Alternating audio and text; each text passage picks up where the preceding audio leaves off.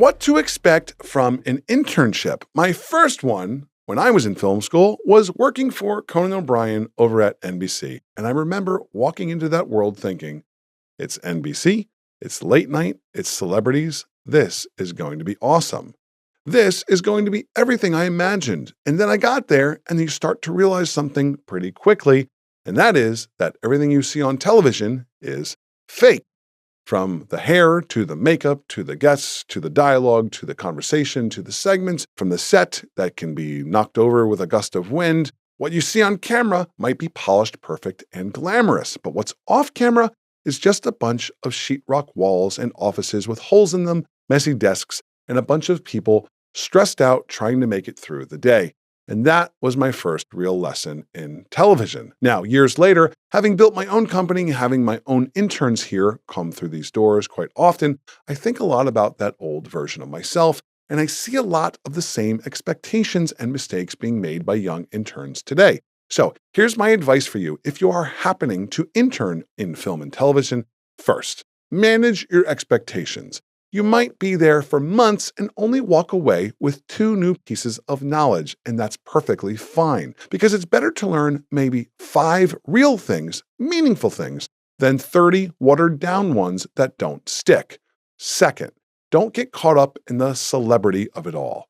I watched interns as I was coming up make this very mistake. Thank God I did not.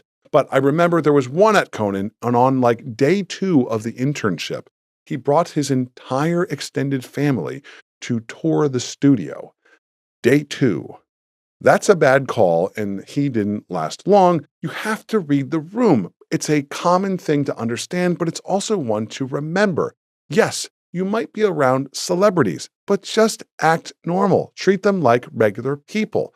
I'm not saying you don't ever ask for a photo, but there's a time and a place for everything. And honestly, it's almost like flirting with someone at a bar. You can feel it. You can get signals. You know when it's appropriate. You know when it's not. You know when someone is interested in you, and you know when they are not. Don't be the weird person. Don't ask for autographs. Act like you belong. Act like you've been there before. So just be normal. That sounds simple, but sometimes it's not. When you're an intern, it is a bit awkward. You feel awkward. You feel like you have to prove something. You feel like you have to stand out. But the truth is, people remember the intern who is calm, respectful, hardworking, and easy to be around, not the one trying too hard. When I was in high school, I'm going to use an analogy here. I played basketball, and there was one year where I wasn't a starter. I was kind of the 6th man off the bench, and I learned something pretty valuable sitting on that bench.